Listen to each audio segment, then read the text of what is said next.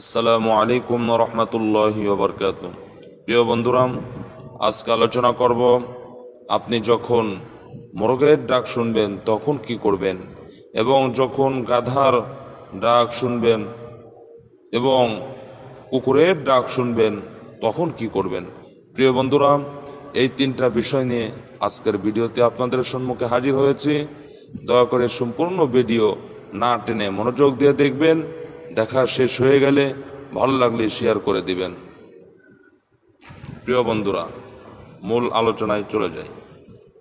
যখন আপনারা মোরগের ডাক ও গাধার স্বর অথবা রাতের বেলায় কুকুরের ডাক শুনবেন, এই দোয়া পড়বেন।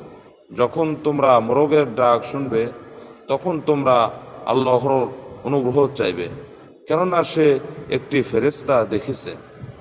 আর যখন তোমরা কোনো গাধার স্বর শুনবে তখন শয়তান থেকে আল্লাহর কাছে আশ্রয় চাইবে, কেননা সে শয়তান দেখেছে। আবার যখন তোমরা রাত্রিবেলায় কুকুরের ডাক ও গাধার স্বর শুনবে তখন তোমরা সেগুলো থেকে আল্লাহর কাছে আশ্রয় চাও, কেননা সেগুলো তা দেখে তোমরা যা দেখতে পাও না। আউযু বিল্লাহি মিনাশ শাইতানির রাজিম। বিতাড়িত শয়তান থেকে আমি আল্লাহর আশ্রয় নিচ্ছি। প্রিয় বন্ধুরা, বাংলায় দেওয়া আছে, আপনারা সকলেই ধৈর্য সহকারে ভিডিওটা দেখবেন এবং শেয়ার করে দিবেন, অন্য মুসলমান ভাইকে দেখার সুযোগ করে দিবেন। আসসালামু আলাইকুম ওয়া রাহমাতুল্লাহি ওয়া বারাকাতুহু।